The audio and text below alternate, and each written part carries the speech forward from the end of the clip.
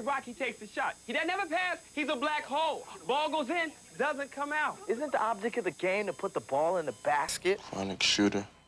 We're gonna need a few minutes alone. In his hands, get him. It's all good. Oh, man. 55th mid. Reebok Blacktop, 55th mid. Get it at Foot Locker, the only place you can. Let me see the ball, man. For 10 years, ESPN's Outside the Lines has investigated sports on and off the field. Now, this groundbreaking Emmy Award-winning program has a new weekly edition, Sunday mornings at 10:30. Join host Bob Lee as he explores the major story of the week dominating the headlines, plus live interviews with the top newsmakers on the one program that takes you inside the game by going outside the lines. Outside the Lines, now Sundays at 10:30 on ESPN. SportsCenter is a presentation of ESPN, the worldwide leader in sports. For more, log on to ESPN.com, part of the Go Network, go.com. Baseball tonight's on ESPN2 this evening. A look at a lot of terrific young pitchers who'll be on the mound tonight. Rockies playing great baseball at home, and as always, exclusive in-progress highlights. Ravitch, Reynolds, and Gammons tonight, 10 Eastern on ESPN2. Next SportsCenter after the Stars and Devils, they'll have the wrap-up, post-game reaction of Game 1. Of course, Game 5 of the NBA's Western Conference Finals covered, and the question of the night. And that's a wrap for us. The following is a special presentation of ESPN, the worldwide leader in sports. 11 Big Ten titles, 3 national championships, and 1 Olympic gold medal later, Robert Montgomery Knight's coaching success is undeniable. On pace to threaten the legendary Dean Smith's all-time win mark, Coach Knight's challenges are far from over. But will his be a legend forever tarnished? After 29 years of academic and athletic achievement, will Bob Knight's results be left out in an unforgettable tale of ill-tempered and outraged actions? I'll handle this the way I want to handle it now that I'm here. You it up to begin with. Now just sit there or leave. He's a classic bullet. That's what I'm trying to do. Anybody else? Good.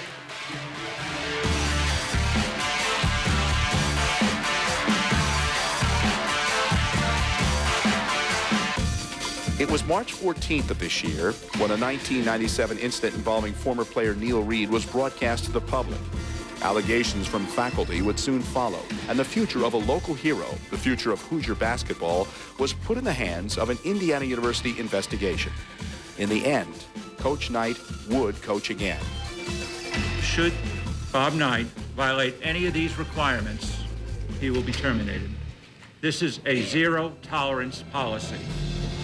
Live in his first and only television appearance since the university's decision, Bob Knight speaks his mind, now carefully, as his career once again propels forward and his new challenge begins.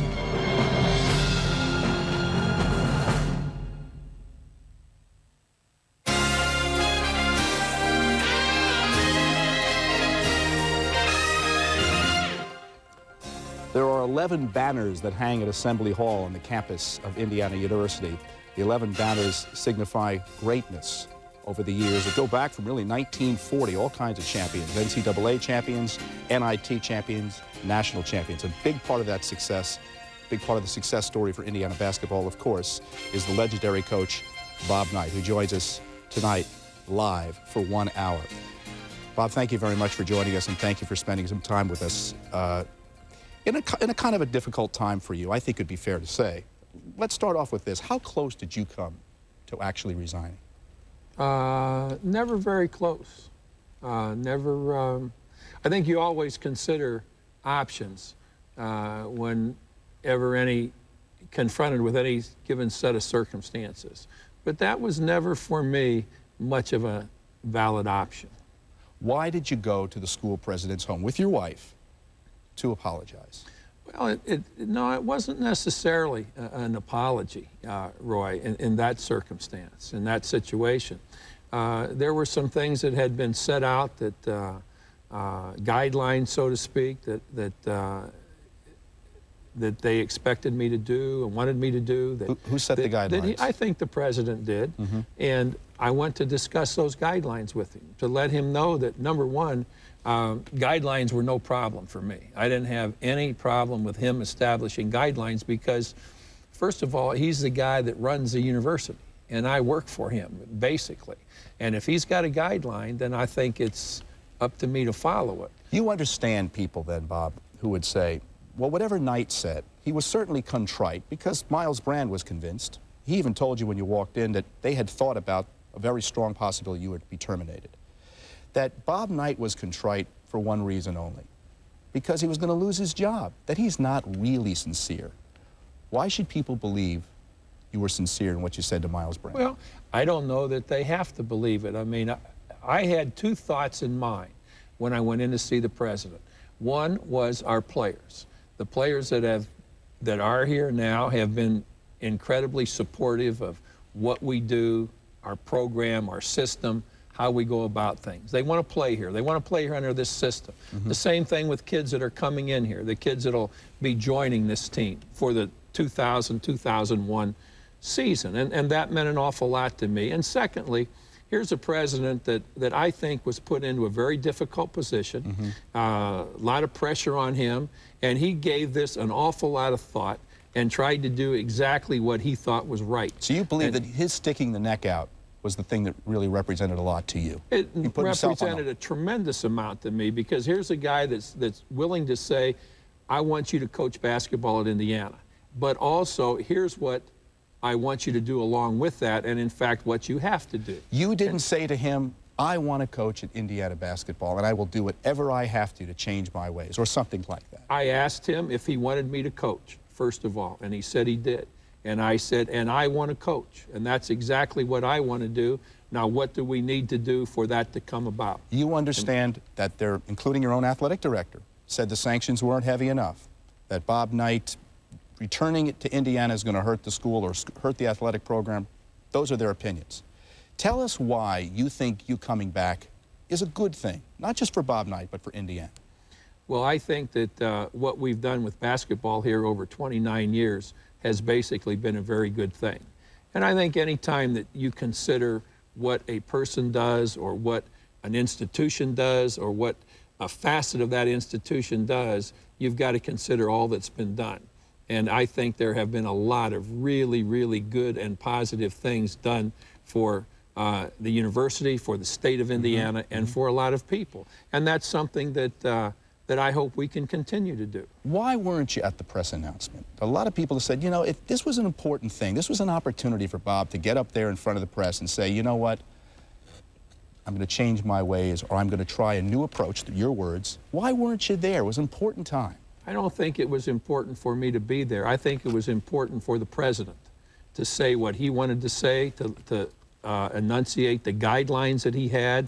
I think I took away, if I'm at that press conference, from what the president has to say and what the president has decided is important. So you don't feel it was ducking in any way? A lot of people suggest that he's ducking out, he doesn't want to... Have you known me to duck very many things over the years? It's not about me, Bob. Okay. No, I've asked you a question. Right. What have you? Very few. I would have to say very few. I mean, ducking has never been... I just didn't want to know if you want to get fired the same day that they were saying, you know, well, zero tolerance. If that was the way that it was going to come, then I'd have still been in Scotland. I mean, ducking has never been... one of my characteristics. All right, and I know we're not going to duck the Neil Reed incident. We've all seen the tape, although you haven't seen the tape. Have you? I have not actually seen the tape, ironically enough. I've seen, obviously, freeze frames of it, etc. Okay. But I have not. But my question to you is, based on what everyone else had seen, what is your view of that incident, and what was going through your mind in the midst of all of that?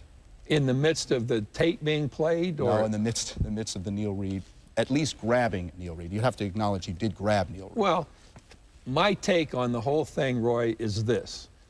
You take all of the allegations that were made prior to that tape being shown, and then you take exactly what took place on that tape, and you compare the allegations to what you see on the tape, and then you or anyone else can simply draw their own conclusion. Not to put you on the spot, though, why wouldn't you look at the tape? Why don't you, it's been a few years. I didn't need to look at the tape to know that I hadn't choked anybody, because I've never choked anyone. So I didn't need to look at the tape for that. What was your intent, though, with Neil, was in a moment of anger, a moment of clear frustration? You know, you use the word anger. I asked the two trustees that investigated the situation if I appeared to be upset, angry, mad, and both of them said not at all. So it's just another day at the office, grabbing a player? I mean, clearly you touch a player. No, I'm going to go back to what I told you, Roy. You draw your own conclusions from that. Do you owe Neil Reed an apology? What I did and what I rest on in terms of apology is this. I released a note on apology that I've understood for a long time, maybe way back when I was even playing in high school, that temper is a problem for me. And I think that in many, many cases I've conquered it, and then in some cases I haven't. Well, let me show the statement. Just so we have the graphic, though, of what you actually said, because it's important. No, I know exactly what I said. You said at times when you lose your, you confront when you know you're right, usually when you know you're right. Now that seems half-baked, Bob. It doesn't feel contrite. That's only a part of what I said, Roy. That's not all of what I said. Okay. What I said in that statement was this. To anyone that my temper offended in any way, justifiably or understandably, I apologize. And that's the apology that I stand by. Okay. You've heard the allegations of using the N-word, the expletive. This is not the first time, by the way, that this has been thrown out here at IU. When has another time? Pan American game. Well, not at IU, but that wasn't here. Okay, technically you're right. But do you want to make a statement regarding the expletive and your record with the African American players? Well, first of all, you're alluding to my being accused of using that word in the Pan American Games in 1979 in Puerto Rico. Right. In front of 8 black players who were about 40 feet away from me, 3 of whom played for me, Isaiah Thomas, Mike Woodson, and Ray Tolbert, all of whom totally denied that I had ever used a word like that. And I think that the denial of the players is far more important than any denial from me. All right, let's fast up 10, 20 years later. Have you ever used the expletive, the N-word, if you will, on the court to your players? Absolutely not. Okay. I want to talk about zero tolerance and this edict, if you will. No physical contact, no poor behavior in practice, games, or in public. What is your understanding of zero tolerance, Bob? Well, my understanding is this, and do you want me to help you? That's all right. These are notes. We'll pick it up. Okay. You keep talking, I'll pick it up. All right. Well, I just want to see if you're ambidextrous and flexible enough to do that. That happens all the time. That was pretty good. My understanding of that, Roy, is this. I've got to be able to do what coaching entails. Which is? Well, instruction, positioning, demonstration, those things that go along with accepted coaching principles are, I think, the things that I've always utilized in terms of coaching. Can you grab a player, from your understanding? Well, what do you mean by grab a player? Can I take a player and say, Roy, you've got to move the angle here. This has got to be the angle. And I think that is perfectly acceptable. That is a coaching situation where you're teaching somebody something. It's the same thing as somebody in the medical school would have to do in showing a doctor how to use a scalpel. I don't think we're thinking about quite the same things. I guess what I'm asking is, can you grab a player in anger, in frustration? Will that be allowed? I wouldn't think so. There's a couple other things that I wanted to talk about. A lion is not a lion if he loses his claws and he loses his teeth. Can Bob Knight still be Bob Knight without the claws and the teeth? Well, the lion's still a lion if it's quick, if it has good speed, if it's got strong shoulders. It's just like the guy that lost the 94-mile-an-hour fastball. And now he's got a slider, he's got a fork-fingered fastball, he's got a couple of other things. There are some things that you have to adjust to along the way. Last question before we go to the break. If this team had made it to the Final Four 2 or 3 of the last several years, would we be here right now? Well, I would hope we would be.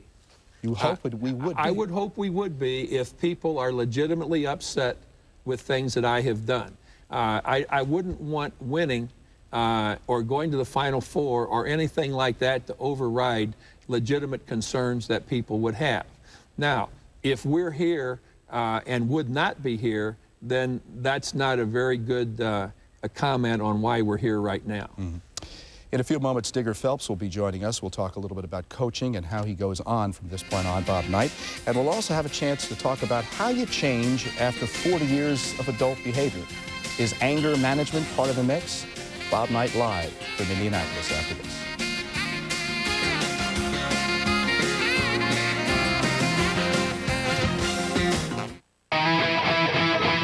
You know, life on the road can be pretty insane. So many people, so many places, there's so much to talk about. So when it's time to dial home, it's time to dial 1-800-COLLECT. It's cheap and easy and helps save a buck or two. So dial 1-800-COLLECT.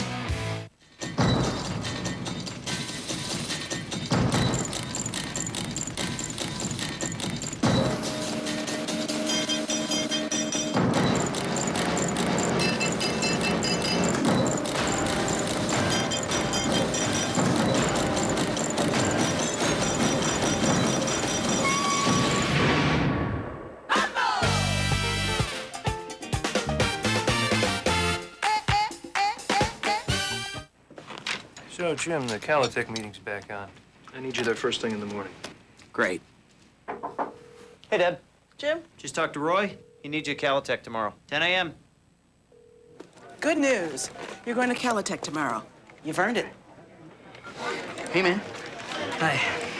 Hey, you ever been to Calitech? For every reason to travel, there's a Best Western to stay in, including one near your client. You know, life on the road can be pretty insane. So many people, so many places, there's so much to talk about. So when it's time to dial home, it's time to dial 1-800-COLLECT. It's cheap and easy and helps save a buck or two. So dial 1-800-COLLECT.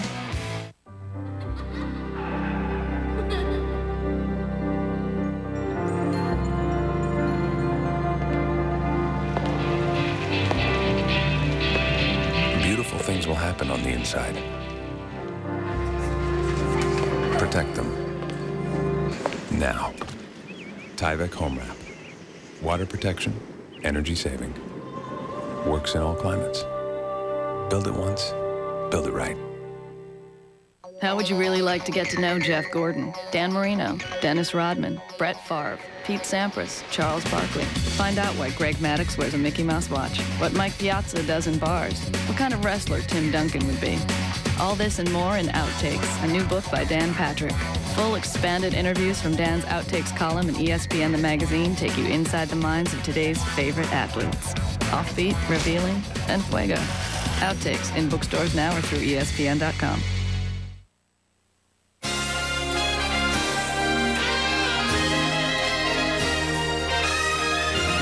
Out the Smart, baseline jump shot in the air, good! 4 seconds, 3 seconds, 2 seconds, 1. The Hoosiers have won the national championship. Great moment in the career of Bob Knight and the Indiana Hoosiers. As you see, Bob Knight among the greatest all time for winning percentage and total wins, 116 wins away from tying Dean Smith's all-time mark. And we are live with Bob Knight for 1 hour. We've already done our first segment. Bob Knight, unedited, unchained. That's the way he wanted it. That's the way we wanted it, actually, here at Assembly Hall on the campus of Indiana University. And we'll be back with more right after this. Have you seen all the ads in the newspaper and on television for new replacement windows? Are you getting people calling you on the phone wanting to sell you new windows? Do you need new windows? Do you know what new windows should cost? How would you like to buy your replacement windows or storm windows from a local, well-established business that's been around for more than 45 years? I'm Dennis Clark, president of Lafayette Glass Company, 2841 Teal Road. When you need new windows or doors, think of Lafayette Glass. You'll be glad you did. If television was like the internet, you probably wouldn't watch it. But what if the internet was more like TV? It is. with At Home, the internet at warp speed. It's like instantaneous. As soon as you click onto a site, bam, it's there. Using the same big cable that brings you television programming, you'll download up to 100 times faster than with a 28 8K modem. Call today to join more than 1 million subscribers and get the most complete internet service available for your home. Call now. Championship. And Billy's done it. After championship. Unbelievable! After championship. Now see all these legendary NBA championships and plenty more in one whole day on the classic Final Showdown. Irvin works his magic. Bird flies high. Michael airs it out. And Julius, well, he is the doctor. The classic Final Showdown. Saturday at noon, only on ESPN Classic. To get ESPN Classic, call 1-800-CLASSIC today.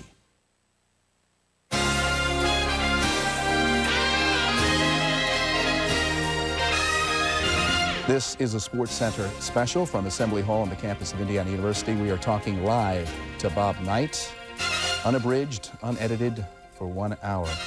I'm Roy Firestone. Sure I understand the unabridged part, but I do like the unedited part. I know you do. I know you do. We don't like to edit anything up here. I don't know if you get a chance to see this graphic, but this is an interesting thing. We did one of those .com polls. How long could Bob last before he blows up? And it was interesting to see, or when would you blow up? And people from all around the country had different, people said there was a certain percentage that said you're going to blow up at the first press conference, the first loss, the first bad call, midnight madness. We've survived the first press conference. That's right. So far, we've survived the first interview. It ain't over yet. My question, over 60% say Bob Knight has no chance to work under this zero tolerance policy. Tell the folks what you had an idea. This is an idea you came up with. What we're looking into right now is the legality in this state of setting up a lottery.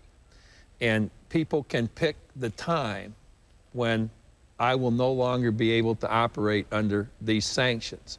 And the longer, when you'll blow up. The longer the time when I'll blow up. The longer the time, the more expensive it'll be. And you think what? And what we'll do then is turn everything over to the library. And when it's all said and done, the library is going to make a lot of money out of this. You don't think you're going to blow up at all with all the taunts and all the wise guys and the fans on the road and the guys in the bar and coaches and referee? You don't think you're going to blow up anytime soon? Come on. No, I really don't. You know, if you took the percentages of time, or the percentage of times that I have really gone overboard in whatever way, in whatever circumstance, that's a pretty small percentage of all the circumstances I've been in. So to me, it's kind of a simple equation. I have to be able to do all the time, basically, what I do most of the time now. And why couldn't you do it before, though, Bob? Why couldn't you? Well, all the long litany of stuff. Why couldn't you have kept yourself in line all these 29 years? Long litany of stuff, Roy, sometimes gets whacked out of proportion I a little bit. understand that, but what do you consider being overboard? Well, we're talking about 29 years now, and there are going to be some things happen in this business in 29 years. And in a way, I kind of welcome the guidelines.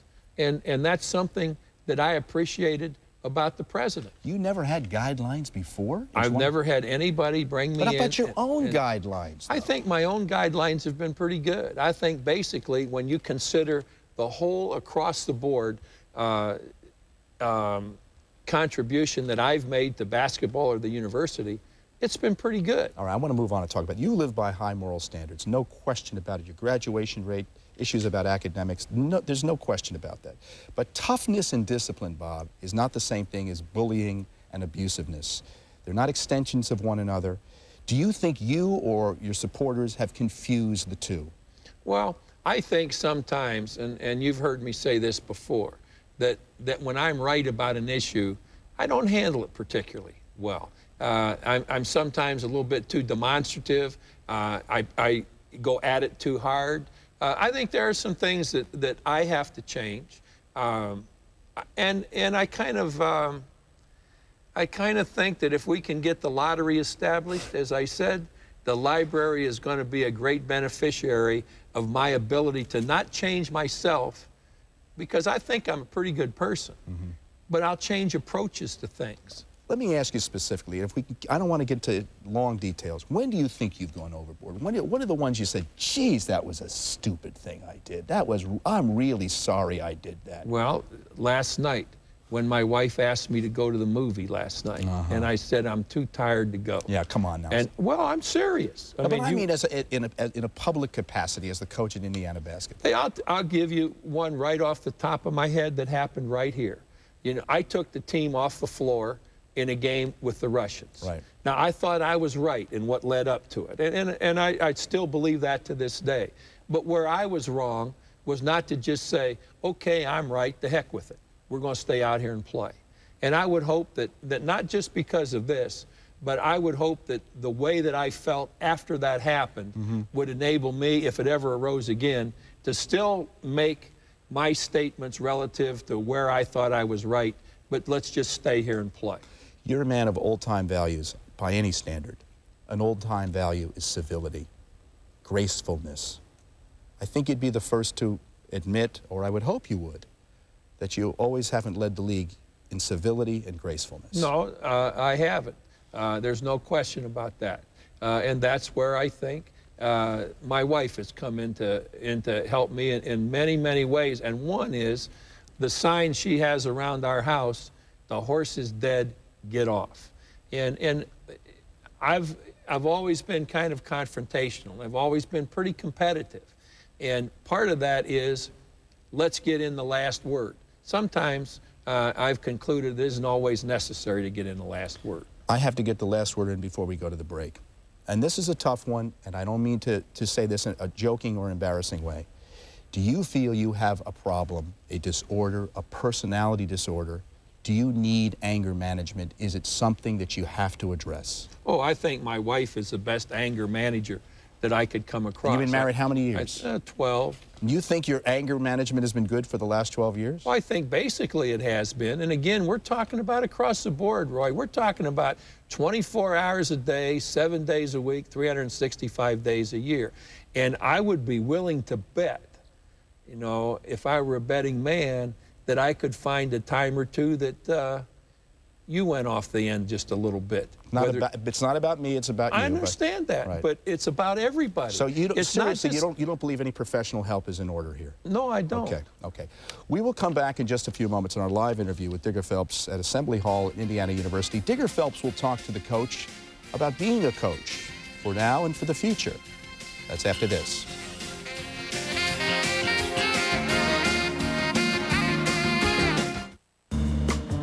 For cars with over 75,000 miles, life has just begun. Introducing Valvoline Max Life Motor Oil.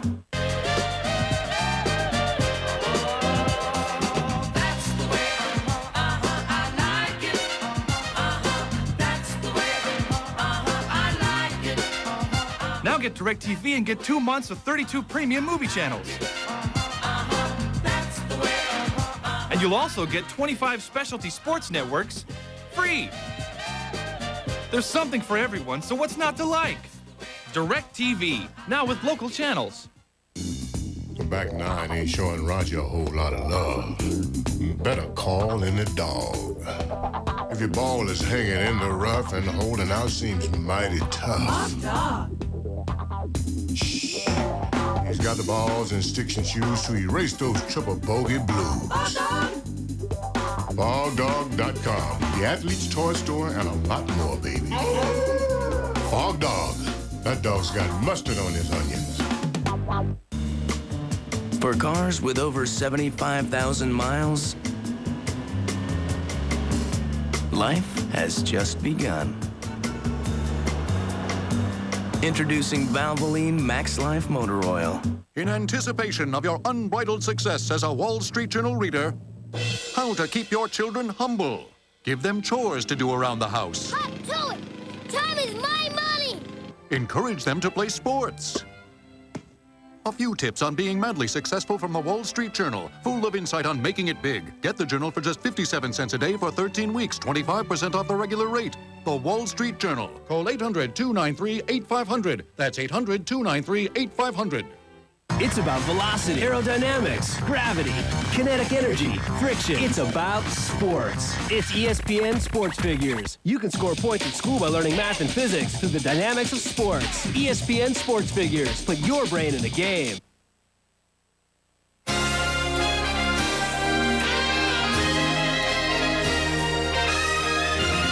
I love Alan Henderson. He's one of my favorite players. Cheney, Woodson, there are a ton of them. But I leave you with this, and then I turn it over first to Patrick and then to Alan. I do leave you with this thought. Patrick Knight is my all-time favorite Indiana player.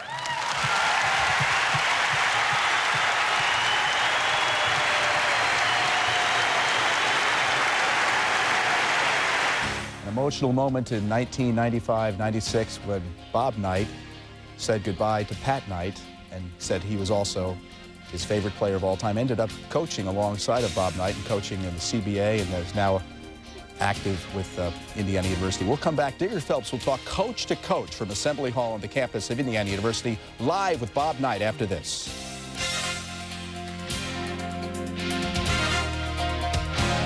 Don't let rain and the sun wreck your deck or siding. Protect it with Thompson Stains from Menards. Solid is great for siding. Semi-transparent on decks. On sale, just $9.79 a gallon after $2 rebate. Finish your painting and staining jobs faster with a Wagner Power Sprayer. The Model 305 features 2 speeds for both big and little jobs. On sale, $79 after $10 rebate. Spray on, big savings from Menards. Save big money at Menards. At the end of the week lies the start of something new. The Sunday Night Show. A gallery of products, style, and advice. For you and your home. A place where you can find it, buy it, and actually learn what to do with it. The Sunday Night Show. Only on the Home Shopping Network. Yes, the Home Shopping Network. Sundays, 8 p.m. Eastern, 5 p.m. Pacific. How to speak Australian.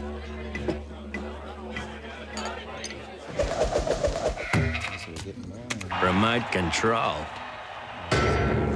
Beer.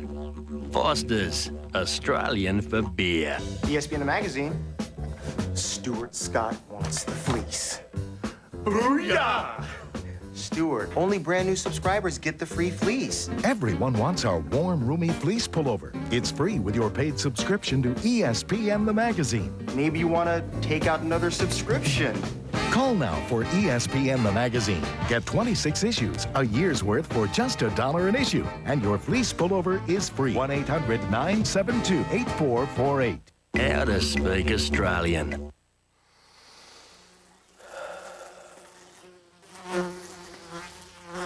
Aromatherapy. Beer. Foster's, Australian for beer. As an anchor, you always want that complete show. And coming up, a Did You Know about sports. So, Ken, how you feeling? I'm fine. Never better. I'm great. I can go. Just let me finish like that. You'll get him next show. Sometimes you don't have your best. Bobby Knight was a key figure late last year as the Bucks defeated Louisville and Kentucky in the postseason NCAA tournament. His teammates call him Dragon, spelled D-R-A-G-O-N. But the Dragon is never Dragon when he steps on the floor. He's a hustler all the way. Bobby Knight, congratulations to you. Thank you, Jimmy. Thank you. I imagine you hate to see the 4 years pass, and I imagine they've passed quickly for you, have they not? Well, we don't think it's quite all over yet, Jim. We feel we've got 4 big ones ahead of us, and we'll worry about what's past when we get these 4 over with. You betcha. The hair was a little darker back then, some 37, 38 years ago, 60, 61, 62. Bob Knight was an Ohio State Buckeye, and knowing him for most of the 37 years, coaching alongside of him and against him, a rival, a friend, Digger Phelps at Notre Dame coached right here on this floor, and he takes the interview from this point on. Digger? I dedicated this floor and lost by 65 points, if you remember. But if you'd have gotten out of the press after about the first 2 minutes, it'd been a little better for both of us. As well as we know each other. And you've done a lot of good things for people, for coaches, for this university, for charities. But, Bob, the thing that comes back is your downfall is your anger. You said earlier to Roy, okay, it started in high school. Why did it get out of control? Where does anger thing grow from high school to you to get to where these situations arise? I think there are a lot of people that have problems with temper. I mean, I think that you kind of get caught with things like I'm an only child. You want to show that you can get beyond being an only child. My mom was a school teacher. I was really a good student. I got good grades because my mother was a teacher. I mean, there are all kinds of things that I think lead to over competitiveness. And I think it isn't just something that involves me. I think that probably there's nobody on the face of the earth that hasn't occasionally had a problem with overreaction to something. And I certainly am obviously among those people. You go to West Point as an assistant, you become head coach at the age of 24. Now, Bob, they've had guys like Vince Lombardi, Bill Parcells, a friend of you. Did the conditions of West Point add to this anger when you get upset or the discipline you're looking for? Well, Lombardi and Parcells have pretty good tempers. I mean, that's my point. They may not have been great role models for me, but I couldn't have had a better role model than Bill Parcells has been. I mean, the guy is one of the all-time great coaches that's ever coached anything. But he gets upset and he gets in people's faces. Did that rub off on you to do it to your players? Well, I don't know. Maybe we assimilated that approach together. And as much as you've been in coaching, as long as you were, and as highly successful as you were with a lot of really great teams, you understand coaching and you understand motivation and you understand what's necessary. And that's why you and I can probably talk and understand those things a lot better than many people can. Yeah, but I've really seen you, Bob, get upset. I mean, totally get upset. Now, I got to ask you, is anger controlling you or are you controlling your anger?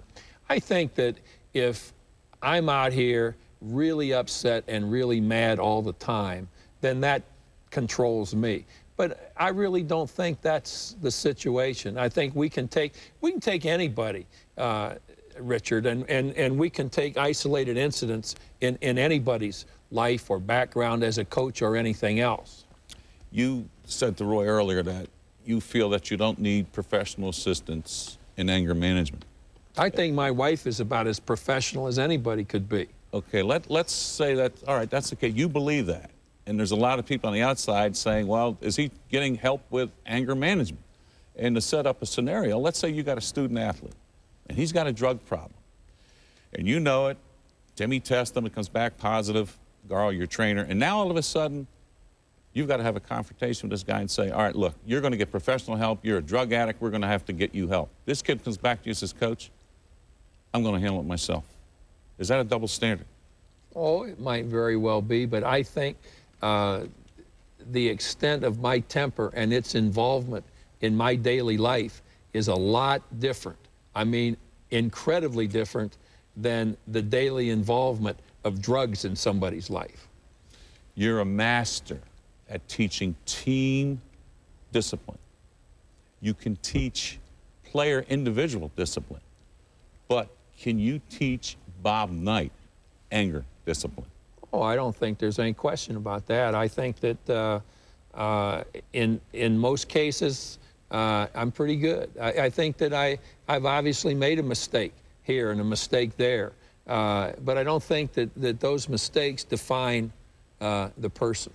Well, okay, let's move forward, because now Dr. Brand says 0 tolerance when it comes to your behavior in public as well as physical contact. Now, you said to Roy earlier, I've got no problem with any of that. Bob, wait. I know you with referees. And I know there is a ref, 1, 2, or 3. We can even name names if we had to, but we won't. But the referees are going to challenge you some night. And you know, the same thing, you're going to go, will fans challenge you? Will some media guy set you up some night? And I've known you long enough to say, wow, for you to say that, to me, I don't know, because to me it becomes this.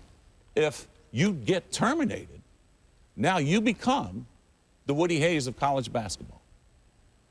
Well, that depends on why. Woody made some mistakes, obviously, along the way, and then made a mistake at the end.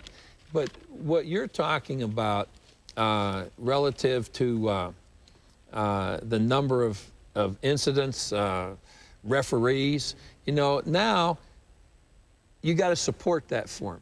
You see, you got to say to me. You mean Dr. Brand's got to support? No, you have to, and what you're the one that's saying it. Now, you've got to support to me that I get twice as many technicals as anybody in the Big Ten gets. It's not the twice as many as that one that we get into. You know, we can talk about Ted Valentine. I mean, that thing was out of it. That's the only one you need, Bob. Well, but you see, you miss my point. You know, if I'm a guy that gets twice as many technicals as anybody else does, then that's going to be a problem for me. But if you check Big Ten records, I'm a guy that doesn't get any more technicals than anybody else does, and usually fewer. But so, if a scene like Ted Valentine comes up, is that zero tolerance? Let me finish. And so now I think that based on past performance, that's something that I'll be able to handle. That situation that you're describing, I think that would have to be left to somebody that would analyze cause and effect. You were right going to see your injured player, and you got to tee, bang, he goes off, you go off, two guys go off, and that's a no-no from now on. Well, is it or isn't it? I was right going to see the player. Do you think it should be? And I don't know. I mean, I don't. I'll worry about that if the situation ever arises. That was the most bizarre situation that I've encountered in 38 years of coaching. Yeah, but how do you know if you can't conduct yourself? I mean, you know. I mean, well, I know you. I mean, whoops, here we go. Well, I could say the same thing about you. Absolutely. I could say the same thing about any coach. But I'm not coaching anymore. I got out of it. I got tired of this stuff. You're still here. You say, how do you know? My answer to you is because I think I know Bob Knight better than anybody does. Okay, speaking of knowing you better than anybody does, John Wooden had a quote. This is a recent quote. I would not let Knight coach anybody I love. That's fine. If that's how Wooden feels, that's fine. But to the best of my knowledge, Wooden has never been to one of our practices. Wooden has never really studied my approach to practice, my approach to games. I doubt very seriously if he's ever talked to one of our players. Does that bother you that he would say something like that? It would bother me if Pete Newell said it. Okay. Now, that gets into a scenario about coaches making statements. You know and I know, recruiting is as vicious as it can get. And negative recruiting is the ugliest thing that you went through, I went through. I mean, it's just, now with all these things happening the past couple of months, and you know when assistant coaches or head coaches go into home visits, a lot's going to be thrown at you, and it's been thrown before, but now they're putting more wood on the fire. How are you going to address when you talk down? I mean, what are you going to say now to parents in future recruiting, as well as the recruit? I didn't know we were going to get to a question and all of that. I got to set you up well, the scenario. I'm glad we got to one, you know. But that's the background. You know what negative recruiting is, and now how do you handle it in the house? When I first came here, we were going to play too slowly. It was going to be a hold the ball kind of an offense, all right? Secondly, he's going to go to the pros. He won't stay in college very long. He'll go to the NBA quickly.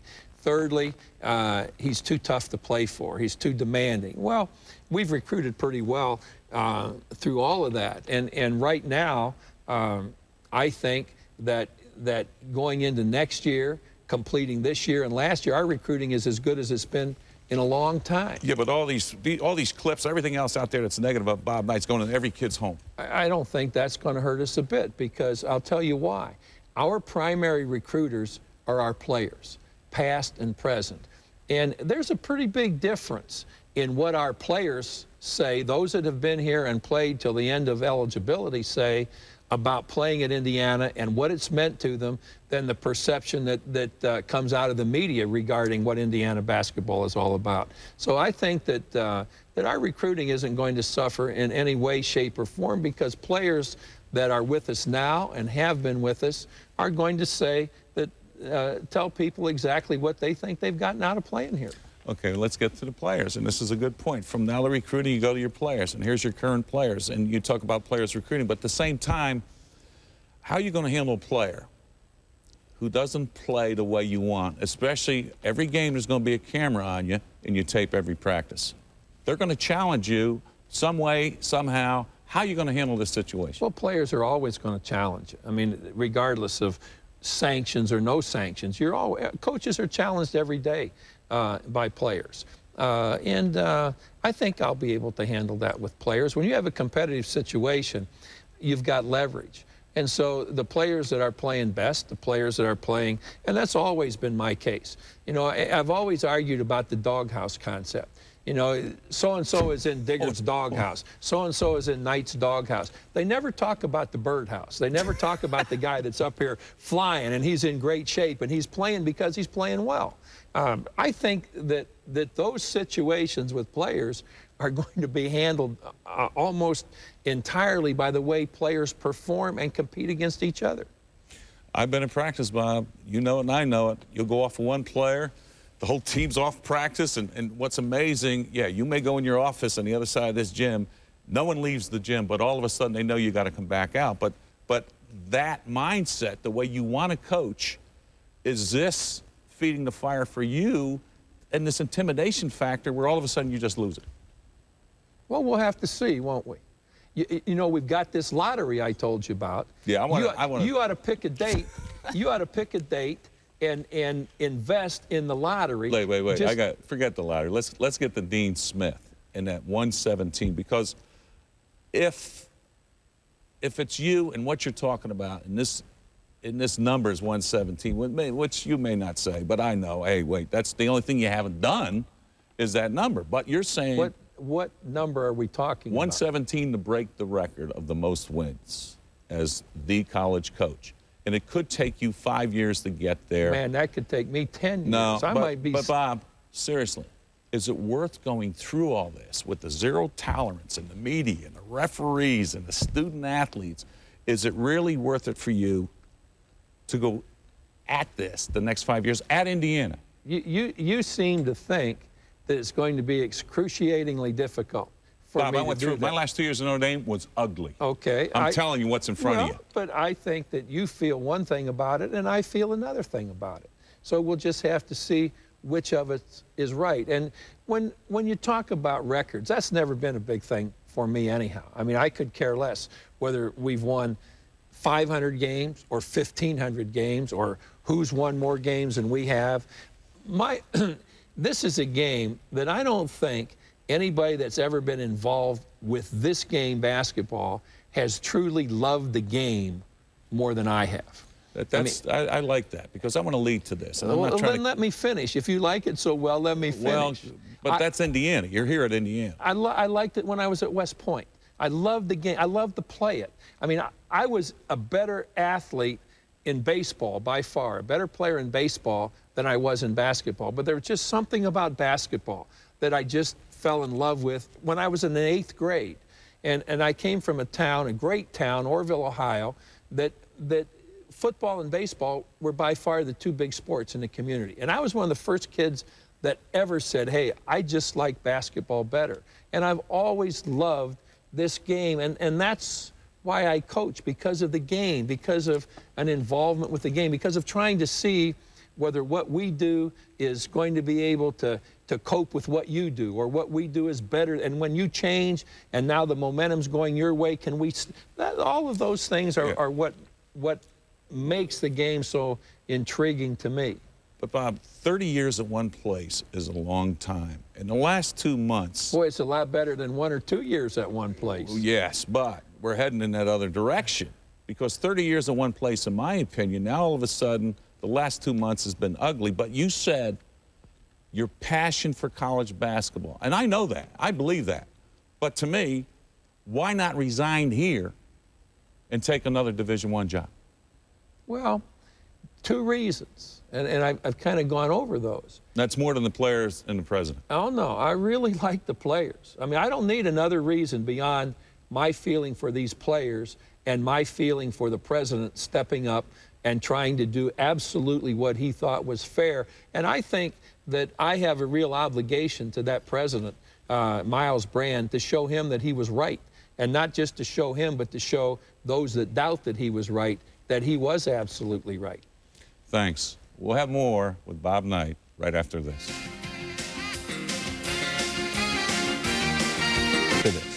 World to know that Ted Williams is on his mind. He always is, one of his great heroes and idols, and he's wearing his shirt tonight in commemorating Ted Williams. We're live with Bob Knight, Indiana University Assembly Hall.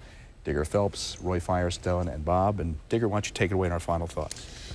Bob, known you as long as I've known you, I know since that press conference before you played Pepperdine, it's been a long 2 months for you. What have you learned from this? Well, I think I've learned a lot of things about a lot of people. I think I've learned a lot of things about myself. One thing that I would say, Digger, perhaps more than anything else, is not really to you or Roy, but to people out there that have been fans, that have supported us, how much I appreciate that support. And let me just say this to you. Keep rooting for us. Because of your support and the extent of your support, I'm not going to let you people out there down. All right. When you look at what your legacy will be, right now, if you got out, it's your temper. 5 years from now, what's your goal? Well, I hope I catch more bonefish than I did on the last trip I was on. I'll tell you that. We'll work on that. Let's get to the other side of it. I'm not trying to be funny, because my legacy has never been any big deal. But now it's for your me. temper. How are you going to change all this? My legacy is what comes back to me when I look in the mirror, what I know I've done. I mean, I've screwed up. I've made mistakes. I've done things poorly. I've done things wrong. Am I any different than a lot of other people in that context? So the thing that gives me the strength to know that I can handle what's in front of me is I know what I've given to this game over the time that I've been in it. I know how I've shared with people. I know how I've involved people in this game. I think that Abraham Lincoln once said that when it comes time to lay down the reins of this administration, and if I have but one friend left, and that friend resides deep within me, then I'll be satisfied. Short answers if you can. Bill Walton, Time magazine, made the statement. He said, you know what, teaching is about building confidence, about making people feel better who they are and what they're about.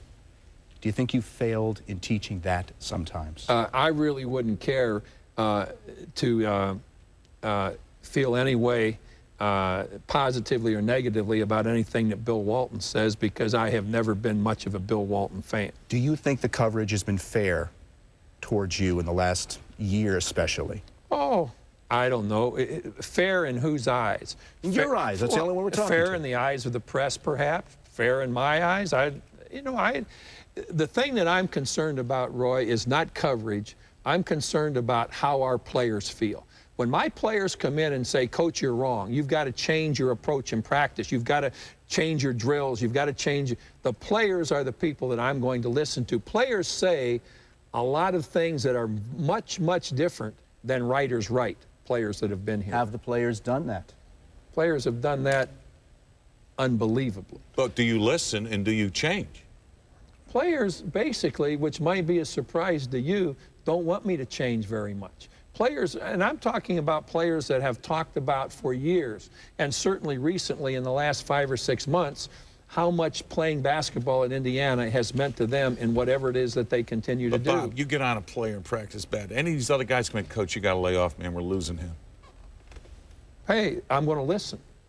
Absolutely going to listen to that. I'm going to listen to a guy that comes into me and says, Coach, you know, we're kind of tired. I mean, and I say, well, then we better not practice tomorrow. 2 more points. I'm not throwing this out of left field. I just want, because we talked about this before. If you're so confident about how you approached Neil Reed, why wouldn't you look at the tape? I mean, if you're confident about how you felt about it, don't you want to see it? No, not really. I don't need to see it. I don't have any need. I looked at the tape, Roy, probably twice after practice was over. Okay. And so I have seen the tape, but that's 3 years ago. You're comfortable with the way that sits? Well, I don't need to look at it. Okay. My last question. Last time we did an interview, you remember this, we sat here at center court. You said one of the greatest regrets you ever had in your life is getting Woody Hayes to get on national television and say, I'm sorry. Not getting him on national television. Sorry, you regretted not getting him. I'm sorry, I screwed up, I'm a human being, I've offended some people. This isn't a fax now, this isn't some printed words. Bob, here's your chance. Would you like to look into the camera and talk to the people about the screw-ups, the transgressions, the things that you're just sorry for? Hey, there's no question about that. I mean, there are a lot of people along the way that I've apologized to individually. I have no problem with that when I'm wrong. And when I'm wrong, and for those things that I've been wrong for, that's why I say to these people out there, you know, I'm not going to let you down. If you've been upset with something I've done, well, you may be upset when we don't win a game. I may make the wrong substitution, but I'm going to try and be the sort of guy that you like to have coaching the team that you're rooting for. I don't know what else to say. Is there the biggest regret? Is there the ultimate regret for you? Is there one big I'm sorry for? You know, I don't, I kind of checked my record this morning, and, you know, I've never killed anybody. I've never created a family to separate. But you might have humiliated somebody, you know, unnecessarily. Well, are you sorry if you've done that? Certainly I am. That's what I had said earlier. You know, sometimes I go home at night thinking, boy, if I'd have just stopped there. If I wouldn't have gone on, if I'd have just said, the horse is dead, get off the horse. Bob, you got a great challenge in front of you. You know that, I know that. Can you get it done? I've said that all along. That's a rhetorical question. All right. Our horse is dead here from Assembly Hall. We're out of time. Bob Knight, thank you for the hour. We appreciate the time. Thank you for giving me the time. I'm Roy Firestone along with Digger Phelps. Now back to hockey.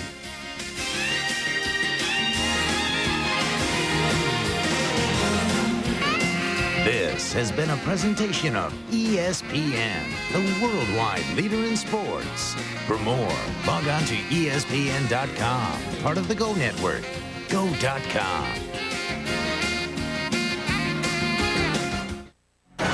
Welcome to the